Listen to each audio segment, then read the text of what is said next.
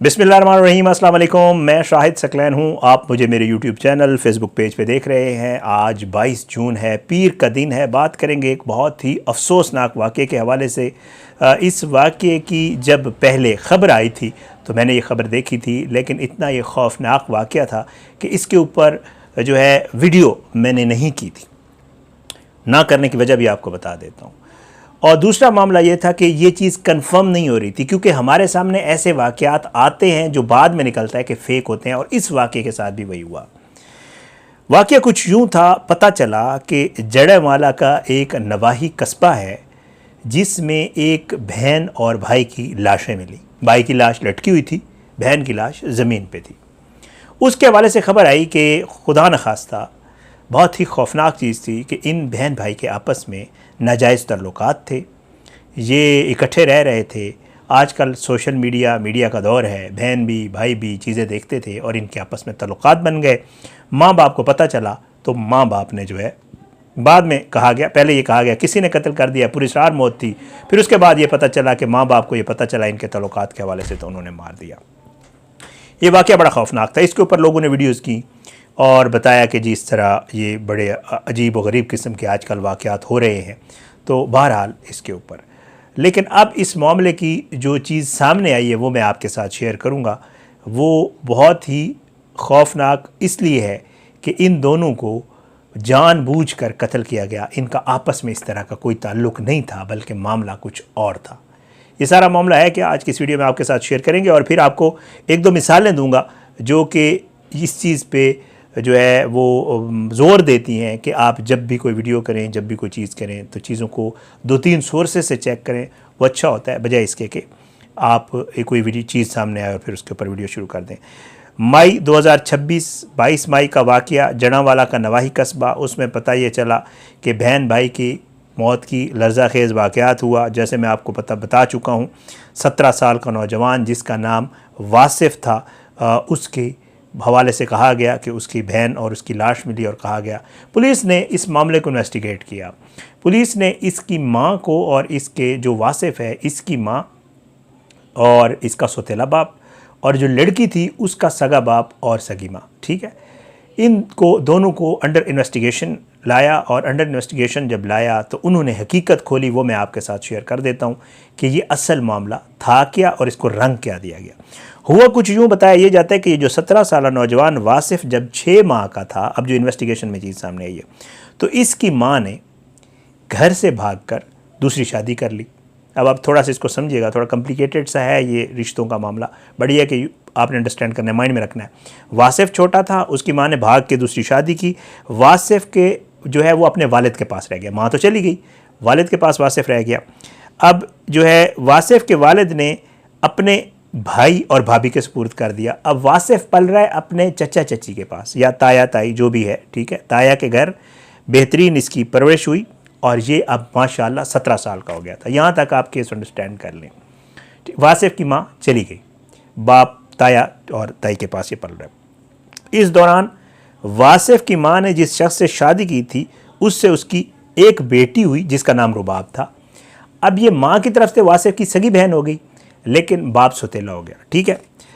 अब माँ जो है वो अल्लाह रहम करे, उसकी शायद मामला इसी तरह का था।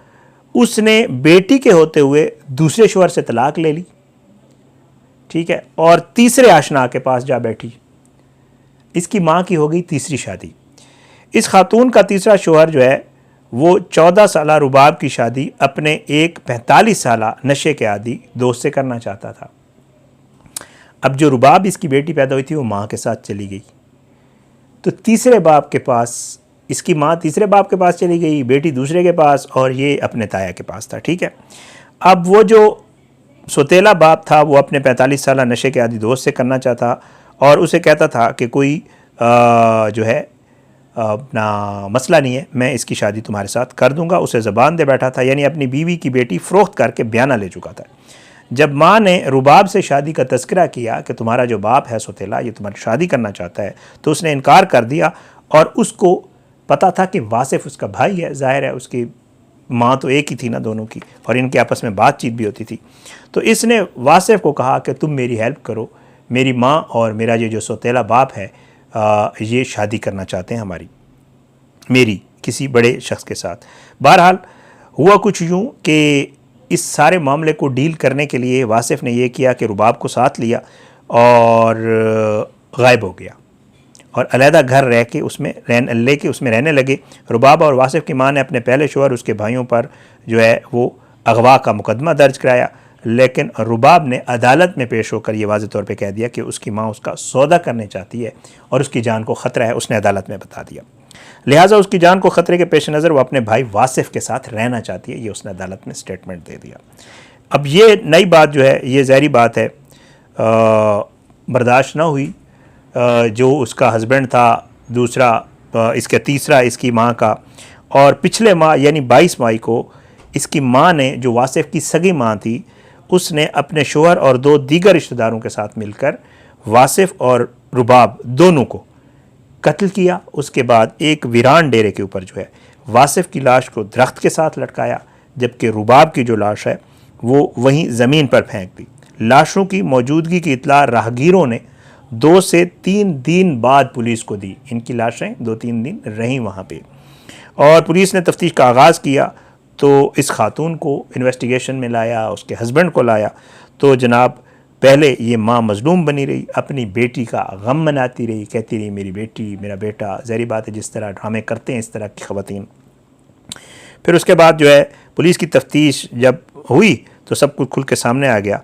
अब अफसोस का अमर ये है, इस तरह का एक वाक़या पिछले दिनों पेश आया था, आपने भी सुना होगा, सोशल मीडिया पे बड़ा वायरल हुआ था। बेटी ने लगाया था अपने बाप के ऊपर इल्ज़ाम कि मेरा बाप मेरे साथ ज़्यादती करता है, खुदा न खास्ता। इस तरह के केसेस आजकल बड़े रिपोर्ट हो रहे हैं। सीसीडी ने पुलिस मुकाबले में बाप को फुल फ्राई कर दिया, यानी उसे फारिग कर दिया, मार दिया।